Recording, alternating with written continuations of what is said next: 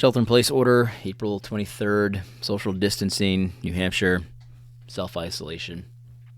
I want to talk about getting paid, son.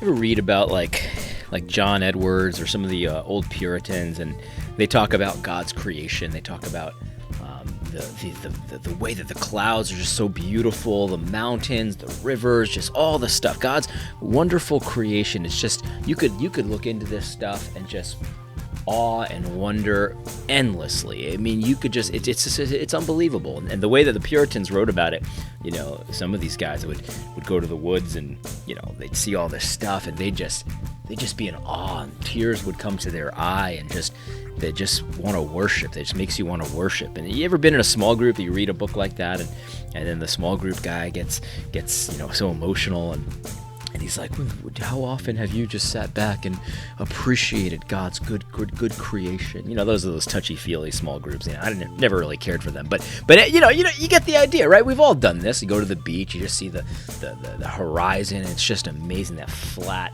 perfectly flat horizon. It's just so cool. I mean, look at the images that I've got up here. I mean, look at this stuff.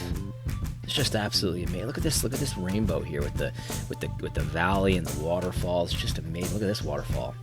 Wow, this is beautiful stuff. And I often, you know, I'm not one of these touchy-feely types, but when you go to a place like this, it's hard to not just appreciate God for his creativity, for his power, for his majesty. You see a sunset like that, it's just really something to behold, you know what I mean?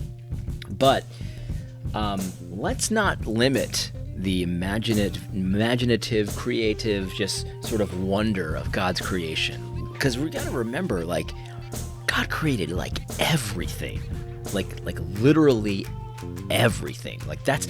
I don't think that I can wrap my mind around exactly what the word everything means. Like, everything. He created everything. And here's something that I often kind of feel that same wonder about. That's right. Markets and market pricing. Markets and this what happens in a market, that human action, that exchange of value. That's a beautiful thing. Like that brings a tear to my eye. I'm not gonna lie, and it's just amazing. If you watched my Fight Laugh Feast or listened to my podcast today, you heard me talk about this. But I want to really drive this point home, because the market is a beautiful creation. It really is. It's beautiful. You get two people coming together. I'll tell you the example I used in my podcast today. A couple days ago, I took some of my Trump cash and I bought some stocks. You know what I mean? I've been buying stocks for a long time, but I took that Trump cash and I put a good portion of it into the stock market, and I bought a few stocks. And I bought Sunoco stock. I bought a silver mining company, and I also bought a silver and gold mining company. I own a number of different silver and gold mining companies, but these are two new ones for me. One of them I really like, but anyway, I'm not a stock broker. I'm not giving you real estate or stock advice here. But when I did that exchange, like something beautiful happened in that exchange, because I walked into that exchange, and what I was saying when I went to that market, I said, I want to buy these stocks, and I think those stocks are worth more than the money I have in my hand. Because I wouldn't buy it. You wouldn't buy anything unless you valued it more than the money you had in your hand. It wouldn't make any logical, rational sense to buy something that you didn't think was more valuable than the money you had in your hand. And for whatever reason you value it. You know, it could be just out of pure enjoyment. You know, you buy a candy bar or something like that, just for pure enjoyment of the candy bar. That joy that you get from the candy bar was worth more than the dollar you had in your hands. Or it could be for security. Maybe you're buying a weapon, or maybe you're buying a security system, or maybe you're buying an investment that is going to help you to be financially secure. Whatever the reason is, there's different reasons we value things. But you walk into that market, whatever kind, it doesn't have to be the stock market, it could be any kind of market. And you're saying, whatever it is that I'm going to purchase with this, I value more than this. So you go into that transaction thinking you're getting the better end of the deal. And likewise, and it's purely thinking about yourself and your own situation. You know what I mean? Like, it's not greed, but it's self-interest. It's self-serving. When you go to that market, you're serving yourself and, whatever your interests are. So when I go to the market, oftentimes I'm serving myself, but also my family, because I'm interested in my family. I've got responsibility for my family. So I go to the market with self-interest, and I want to get something that I value more than what I have. Think about the other person in that transaction. They think the same thing. They value the money that you have in your hand more than the item that they're going to sell you. So they think they're operating from their self-interest, and they think they're getting the better end of the deal. And we're both kind of thinking that. So when the person sold me the Sunoco stock the other day, I don't know who it was. In the market, the way we do markets, now they're just such a huge industry that we don't often meet the person that we're buying from, right? We make an order and then we get someone to fill that order. So whoever sold me the Sunoco stock was thinking to himself, that money, I need that money more than I need these stocks. And I value that money more than I value these stocks, the stock in this company, this equity. And so they sold it to me. And they walked away from that transaction thinking they got the better end of the deal. And maybe they did. But I walked away from that transaction thinking the same thing. I was operating purely on self-interest, obviously in God's parameters, not like a greedy self-interest that we often think about when we think of the word self-interest, but I'm doing what I want to do. In other words, I'm doing what I am interested in doing. I took my Trump cash and I bought some Sunoco stock, right? So there you go. I walked away from that transaction thinking I got the better end of the deal. And so one of us is gonna be right in the eyes of the world, in the eyes of the impartial, right? But we can actually both be right. It could be a win-win for both of us. So think about it this way. Let's say I bought that Sunoco stock for $20 a share, and then it gets to $40 a share in May. In the eyes of the world, they're gonna say that I got the better end of that deal. I made 100% back on that investment in 1 month. That's just an example. I don't think that's going to happen. But in the eyes of the impartial and the world, I got the better end of the deal. But it's possible that that's actually not accurate, because that person who sold me those Sunoco stocks for $20 a share, even though they could have had $40 a share if they waited a month, it's possible they needed that cash now. Like, they needed that cash. And I don't know how much that person paid for those shares. He could have paid $10, and so he ended up making $10 a share, and he needed the cash now, and so it was very valuable to him, even if he thought, hey, this could go to $40 a share next month, but there's value in having this cash now because I need it for whatever it is. I'm making a purchase, I need to pay my rent, whatever it is. And so you don't ever really know what someone values and why they value it at that price, at that amount. No one really knows that except the two parties involved. Like, I could be like, well, I want the Sunoco stock because I want to have that stock for the rest of my life, or I want to get in, I want to get out, I want to make a quick buck. There could be lots of reasons why I would buy Sunoco stock or a silver mining stock or anything, an Apple, a computer, a phone, anything. And nobody really knows why people value things the way that they do, except the people in the transaction. And then the market, what we call the market, is the aggregate, is the sum total of all those transactions. And so that's why the market is so beautiful, because two people can walk into a transaction motivated by their own interests, and both people walk away with a situation that improves, in their opinion, what is an improvement from the situation they were in prior. That's why you make an exchange. And the same is true with labor. When you agree to work for someone for $15 an hour, what you're saying is, I value $15 per hour more than I value what else I could be doing in that hour. More than I value the hour itself for any other reason. And so we both walk into that transaction feeling like we got the better end of the stick. Now, that doesn't mean that you're making what you think you should make, but there are other things that go into this. Like, let's say I think I'm worth $20 an hour, but I can only find a job for $15.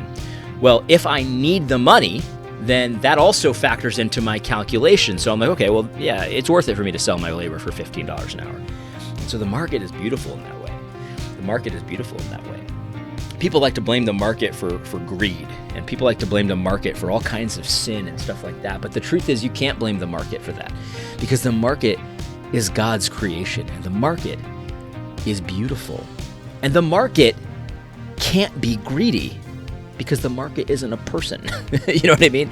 The market can't be greedy. The market can't be evil. The market can't do those things. People can be greedy. People can be evil. People can steal. Like, people operate in a market, but the market is not a person. And so when somebody is greedy, that's not the fault of the market.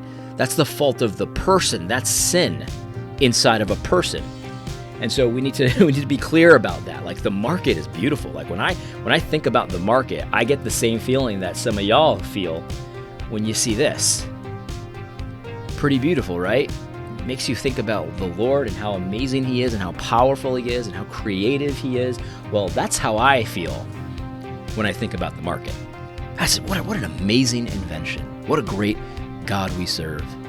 Awesome stuff, man. Awesome stuff. Anyway, I hope you found this video helpful. God bless. Look, this video was not an endorsement of Sunoco as a company or any particular stock or anything like that.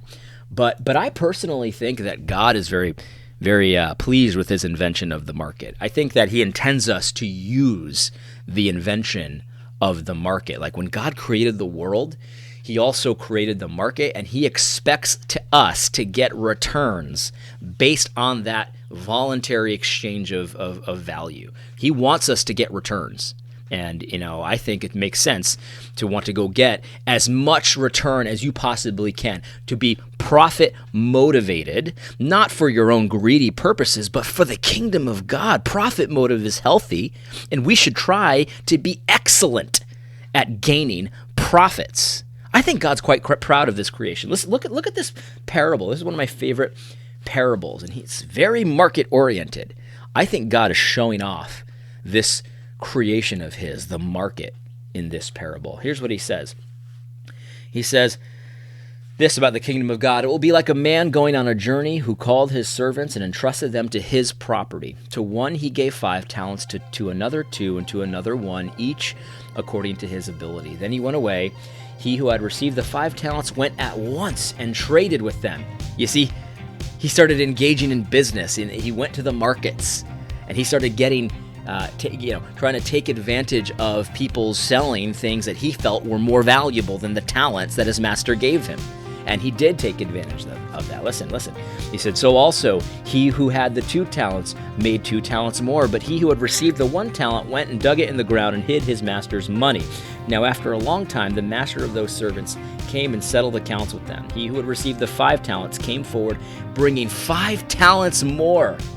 100% return on the investment. Man, he took advantage of those markets.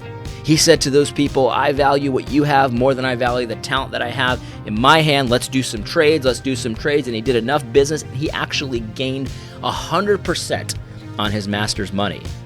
So, I mean, let's just face it. Like, he got a tremendous return on his master's money. You could say he did that at the expense of others, because he traded with others.